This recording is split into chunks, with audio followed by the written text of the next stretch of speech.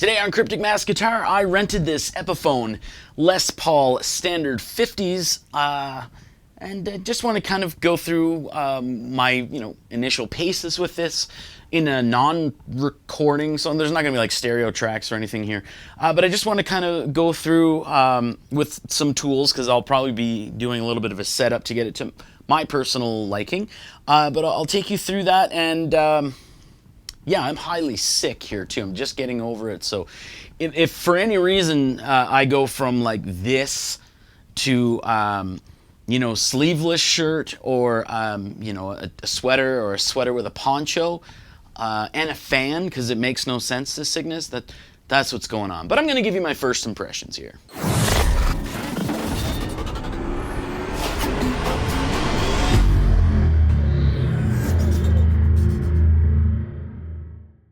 So I rented this from the Edmonton Mayfield Long and McQuaid. So if you end up buying this guitar, last three digits of the serial number 7212. It also has a little blemish. There's a scratch on the back of the neck. I have to remember that for when I take it back. It said on the little tag when I rented it, but still. Yeah, then this will be your guitar. Pretty decent guitar so far. Like I said, I'm going to just take you through, just going to play it a little bit, and then I'll probably use some tools. I'll show you what I'm doing. If I have to intonate, good luck, because words from my mouth will not flow properly. So, yeah, we'll just kind of figure that out. I also have a standard 50s and 57, 58, and a 59 VOS guitars that I can kind of compare action to, compare pickup height and everything like that, and I will be doing comparisons on it. So let's stop talking and I'll do a little bit of playing. I can already tell, like the standard 60s that I rented, that I still have rented, the pickup height is just way, way, way down there. And yeah, I'm kind of nervous here. There's plastic on the pickup.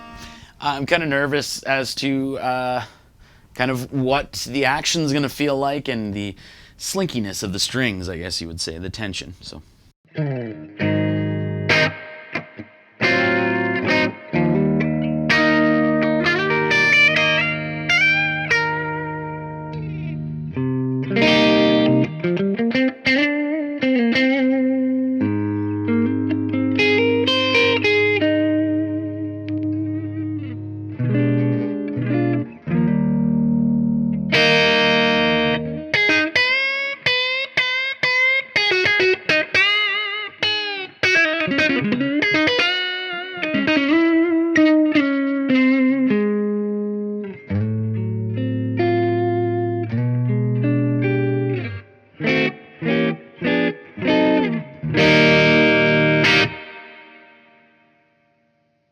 Alright, so I have my cabinets in another room. So as far as, like, I'm not wearing headphones or anything like that, so as far as sound, from what I'm hearing from the monitors, sounds pretty decent. Like I said, pickup height, it's usually set up really low. It feels like there's sevens on here. So I think, and like the action is rather low here, so I think I'm going to be raising the action, which will help with tension. And as well, I'll be lowering the stop bar, because I still can lower it a little more. And that'll help with the tension as well. When it comes to tension, usually the best thing to do would be to up your string gauge. But because the action is rather low, when I raise the action here, it will increase the tension, because it's going to put more stress on the bridge. And then lowering that stop bar, same thing. I know there's people out there that, and it's like a very low number, but holy geez, they're like the Karens of the guitar world when you say lowering the stop bar increases tension, because it actually says it does. No, it doesn't. Look at string manufacturers, they give you tension guides. Then, like, all right, good enough, buddy. So we're going to be doing things like that. So let's, we've played it. We'll also be looking at intonation here as well. I mean, I'm going to be doing comparisons, so it'd make no sense if it's not intonated. I'm an E flat standard, And the amps that I like to use when testing out a guitar, like in a non-recording scenario, so if I'm just playing on my own, there's usually 4 different amps that I like to just pick up and grab. So today we're going through the Fender Supersonic 22, which I love the reverb on it. And Supersonic 22, by the way, you can go from, this is on the Drive channel.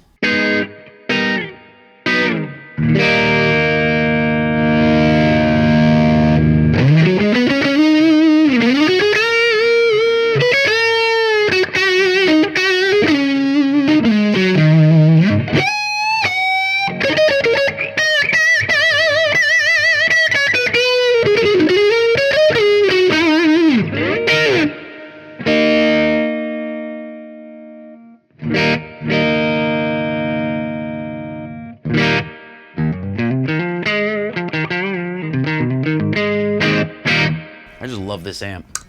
So yeah, let's get started here. So the first thing I want to address is the fact that it feels like the strings are, like I said, 7-gauge strings. And it also feels like when I'm playing it that it's way too close to the frets. So I don't really have, you know, much string clearance here. I did check when I got home. It does look like it's a rather flat neck, which I should adjust the relief just a hair, just to give it a little more relief, so I'd have like the tiniest bow in it, but I'm not feeling any buzz on the first fret, so I might get into adjusting the truss rod here, and it would just be like just a quarter turn just to get it to where I want it, but we'll see how things go when it comes to, you know, adjusting the action and everything here. So there's a few things that you can do. If you get one of these little things, this is a D'Addario string action gauge. This is usually what I use, but in all honesty, if I'm getting picky, like if I have to use a custom shop guitar in any type of comparison, I have to use this because holy jeez, people will just, it's because of the action that you have and the pickup height. So I usually often use this for like pickup height, and then kind of go with feel for action. So you generally want 2 screwdrivers. Like I get these little multi-tool kind of things, but you want, you know, maybe a couple of screwdrivers, but both of these are flathead. This is, I know I should be saying whatever son it is, but I'm just too out of it to think. So this is a smaller one, this is a bigger one. So this is going to be for the Tune-o-matic, this is going to be for the stop bar. So we already said that the action is low, so I'm going to start just raising it, so I'll loosen things here a little, which will raise the bridge.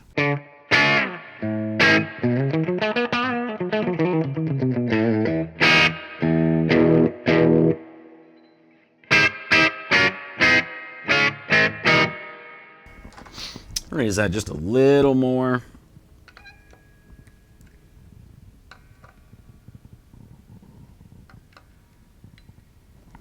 You can already feel a heck of a lot more tension, which is nice.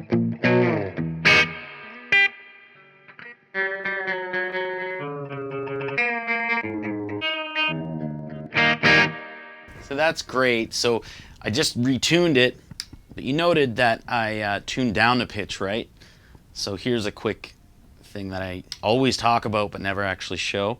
So because I tuned down the pitch, I'm now tugging on my strings. What that's going to do is any slack that's around the post from tuning it down, that might have gotten caught, you know, it'll take that off, and anything that might have gotten caught or bound up in the nut, it's going to take that out. So it was perfectly in tune. Now that I just tugged on the strings, everything should be flat. So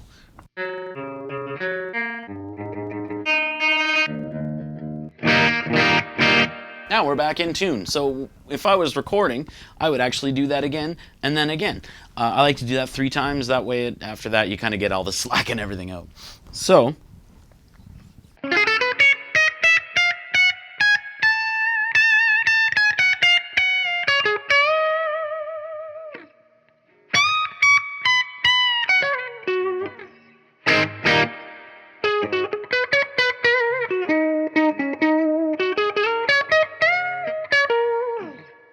okay.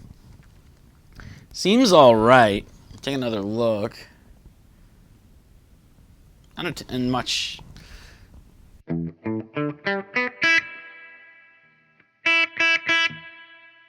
Okay. So the reason I'm checking the first fret here is just because when I'm looking down, it looks very, very, very straight. Generally when that happens is, if there's not like that little tiny curve, that means you're going to end up with a little bit of fret buzz at the first fret. But I mean, so far so good. So looks all right. Could be my sick eyes, I guess. I would like a little more tension. So the bigger screwdriver here. And I'm just going to lower the stop bar. Actually right to the body because there's not a lot of room here. So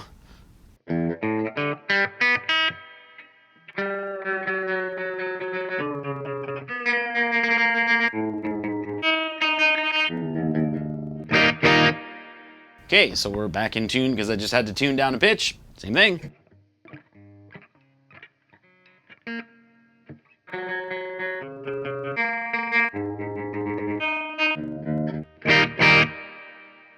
Okay, we're back in tune.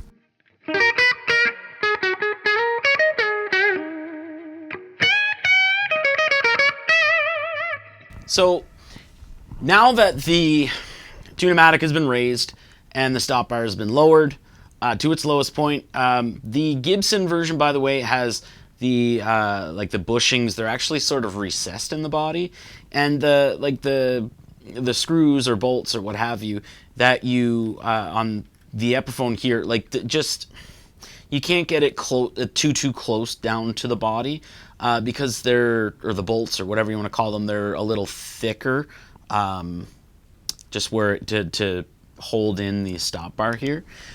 So I do feel a lot more, I don't know if restriction. It's a lot tighter.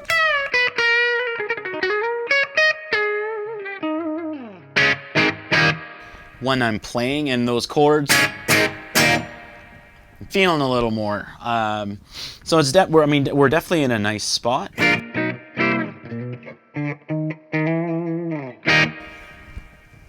So my intention with this guitar here, because I'm renting it, is actually to do comparisons with the standard 60s that I rented, the Gibson standard 50s, and then the 58 and the 59. I'll probably rent the gold top 50s because that doesn't have a mahogany body. I think it's an Akame or something else, and it's spec'd a little different. So because I'm doing that, and I have my custom shop and my custom shops and my Gibsons, the pickup height is set the exact same. So forgive me and my eyes here. So I'm gonna actually just see. I'm measuring from the string to the pole piece. Oh, okay, and we're like just over 5 millimeters to that pole. It's kind of hard to do the neck one because of the frets. And that's same thing. Wow. And on the high, okay, on the high side here, it's just shy of 5, is that millimeters? God, I'm so tired right now. It's not millimeters. Yeah, it is. It's millimeters. We're just shy of it. And then here, we're at about 2 or 3 millimeters. Doesn't look like millimeters to my eyes. It is. Here's the Gibson version that I have. It's a limited edition AAA flame maple top. So I usually get asked the question of why does the top look so nice? That's why. So we're definitely not going to be hitting 5 millimeters. Where are we at here? Okay, so we're sitting at about 2.5 millimeters here to the pole piece, and maybe 2.25. And then here, really hard to, just over 2.5, and here, probably about 4 millimeters. So let's adjust. So I like 2.5, 2.25. And then 4 millimeters, and then so I don't know, we'll figure it out. Now I have this little tiny screwdriver. Just turning it so I bring the pickup up higher. Okay, so you go to like tighten it, and that actually brings it up because of the spring.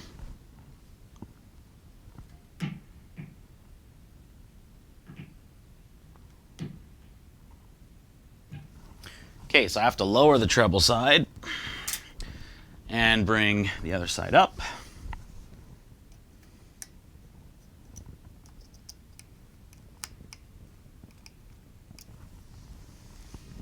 Treble side's good. Yeah, we're good there. Actually looks fairly decent. This has got to come way up.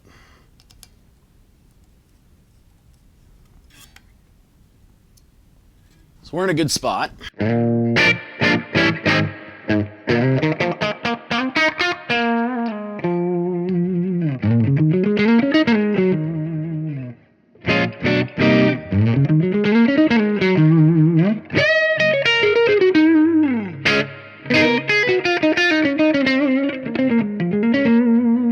little bit of drive again.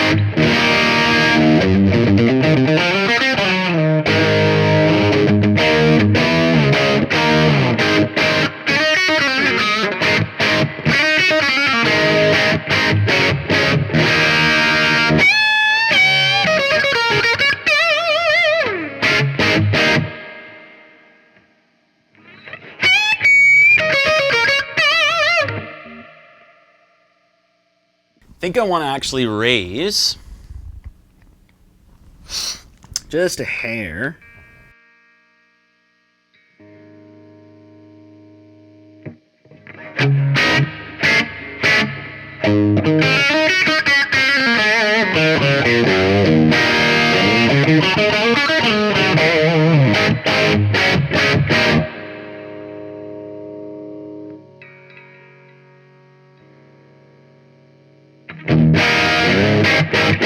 Oh, so much nicer. Now that I've done that again, this is so boring, sorry. No, actually it's not that. I'll lower that. Shouldn't have to lower it, but I should. Okay.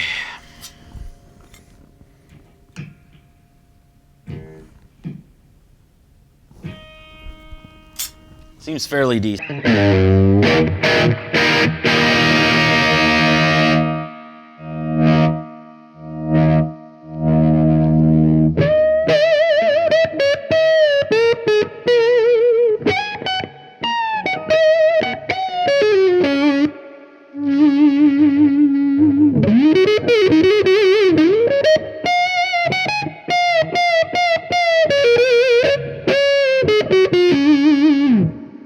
This is supposed to have 50s wiring too, so.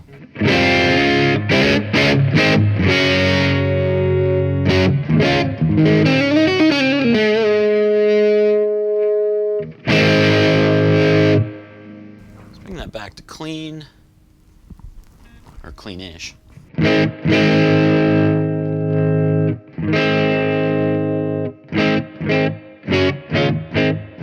Seems like it does. Because it's not really darkening the tone. But we'll see. I'll be taking the plates off and I'll do comparisons like that way and stuff. Okay, so playability so far, so good. Potentiometers and everything seem fairly decent. They're pretty reactive. We do have pointers, thankfully. It'll be up to, like, you know, going through actual recordings and everything to actually see how things work out. Yeah, I am kind of curious as well at how many pieces this is, because on the back this is a veneer. This is a veneer on the front as well. But looking at the back here, might need a little more light. So I can tell one. Oh, this is a little harder to see. This might be a two-piece body, because there's definitely a seam here. I just can't see another one. That's really hard to see. It's either a 2 or 3-piece body. It's probably. It's like it's not a center seam. It doesn't look like, so it's an off-center seam. Hard to tell. Anyway, what I'm going to do now, I'm just going to check intonation, and basically when you check intonation, you need a tuner, and you need a screwdriver to adjust. So this is still flathead, and basically my brain's not working enough.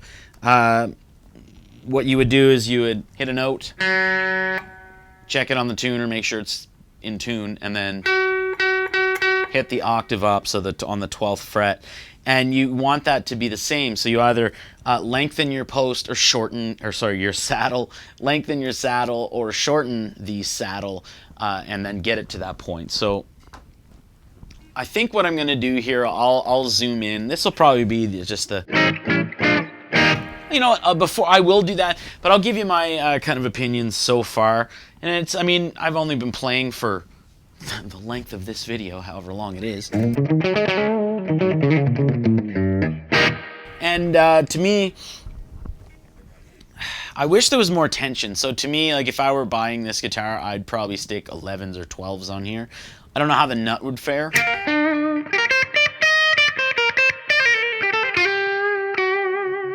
But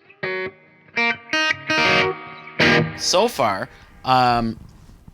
from the 60s, this actually is probably the first Epiphone lock tone bridge that I've played through that doesn't have buzz, but that can develop over like the span of a week, so we'll see how that works. And like I said, for the standard 60s, that had super sharp fret edges, and this does not. This is very much comfortable. The neck here, sorry, they get the 50s here. It's supposed to be a 59 type medium C. So I have a 59. And it's not as fat as the standard 50s, which is the 50s, not baseball bat, but close to baseball bat neck. Huh. Yeah. It's, we'll see when I do a comparison with the 59.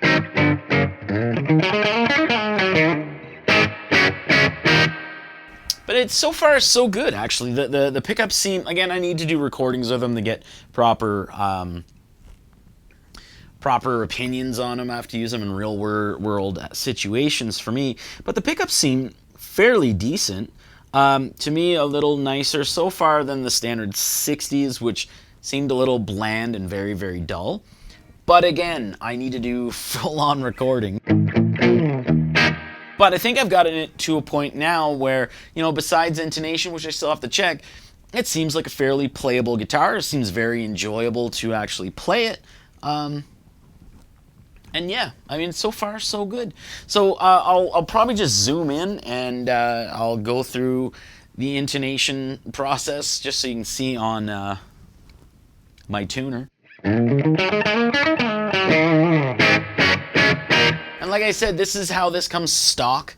They don't usually set them up at the store. Sometimes, I hate when they do that, but sometimes when I rent a guitar, they'll go, oh, it's not right, and then they'll actually make an adjustment. To me, I'd rather do the adjustments myself, especially since they're doing it to their preferences, and holy geez, some of my preferences probably to a lot of people are just crazy. But yeah, I'd rather do it myself. So anyway, I'll just zoom in on the tuner and we'll end the video. So here's the tuner. So basically, I often just kind of go G, D, B, A, E, and then E. Or sometimes I'll go just the top high strings and then down to the lower strings. But let's just go, we'll tune first. I'm tugging.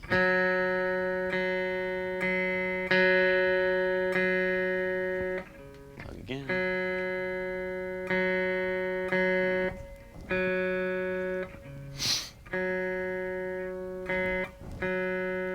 Okay, so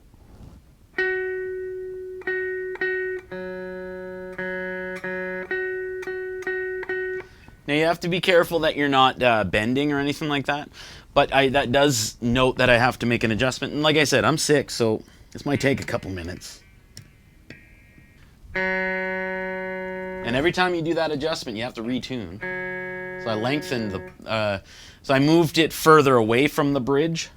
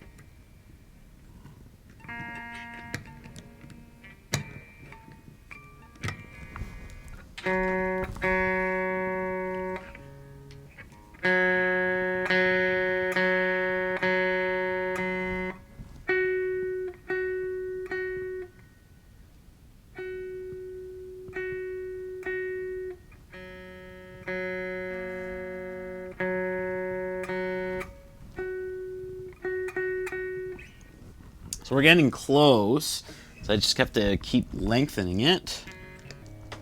I can tell you when I'm doing it, does not feel like the bridge is going to last long. Or the saddles.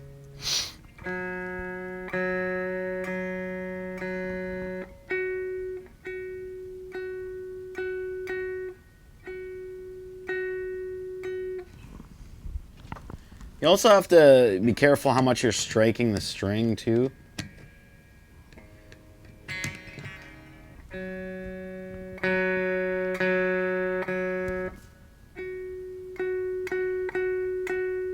There we go. So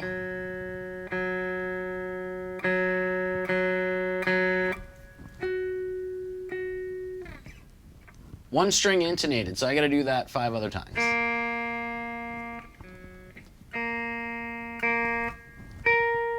Nope, we're good.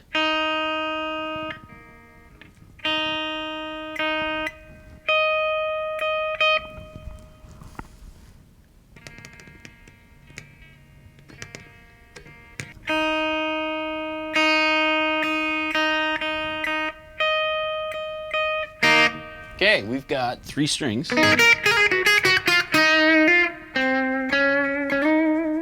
Intonated.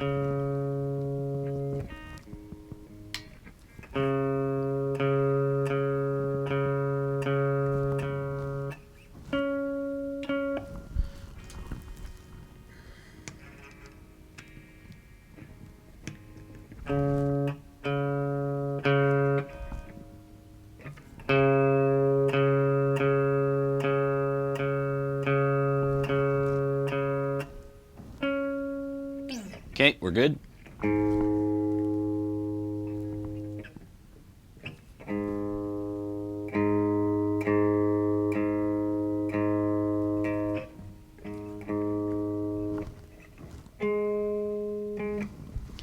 Okay, gonna lengthen the string again.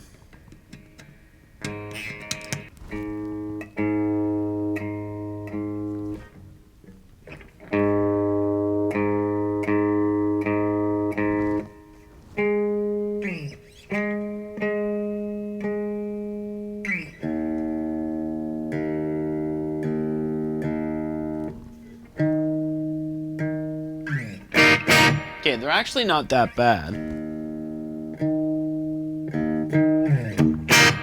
big thing when you're doing intonation, like I can do finer intonation here when I'm not, you know, sweating profusely to death and feeling like I need to be, you know, in a hospital bed.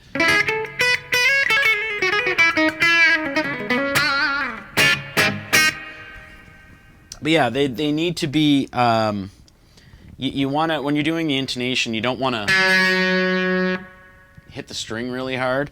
That's a big thing when you're doing it, like I often do it. You kind of just tap it, and then the same thing at the higher, because what ends up happening is if I hit it hard, it'll actually go sharp and then go flat, and then go to that point.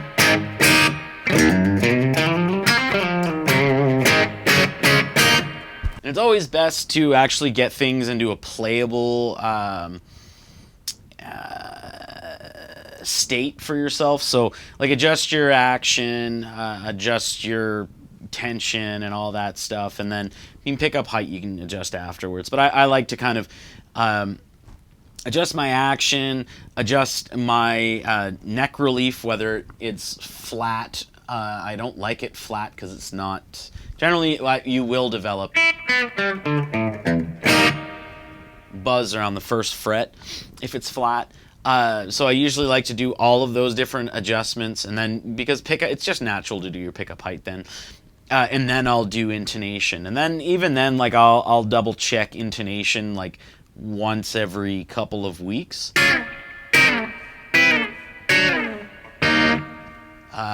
Just it's good to do, especially since everything I do is recording wise, so it makes sense to have your guitar intonated. And even then, like I don't keep certain guitars in certain tunings, so like I'm playing this in E flat standard. I also feel like I need a Fisherman's Friends here. But if I were to change that to like C sharp standard or Dadgad in C, I might have to re-intonate. So, you know what I mean? Because that changes your tension and like overall, like a whole bunch of different things. So you may have to re-intonate if you're going to be switching your tuning and stuff like that. So just keep those things in mind. But as far as what it felt like when I first grabbed this guitar and first started playing at the start of the video to what it feels like now, it doesn't feel like it has 7s on it. It feels like 9.5s because it needs a little more attention to me, but feels a heck of a lot better of an instrument than when I first started playing it. So I'll probably do a few more videos. Like whenever I rent a guitar, I think I'll do a video like this. Hopefully it'll be better produced in a better kind of format than this loosey-goosey weird kind of thing here. And if I'm still sick when I rent another guitar, I might jump into a lake. I don't know. But yeah, that's just the typical thing, because a lot of people, when they grab a guitar, they're just scared to do things like adjustments to your action, or you know, trying to adjust string height and tension and stuff like that. So it's just something that really good and really easy to learn, and it's good to learn as well. And like YouTube, there are people that will be able to teach you that in like 2 minutes. So thanks for watching.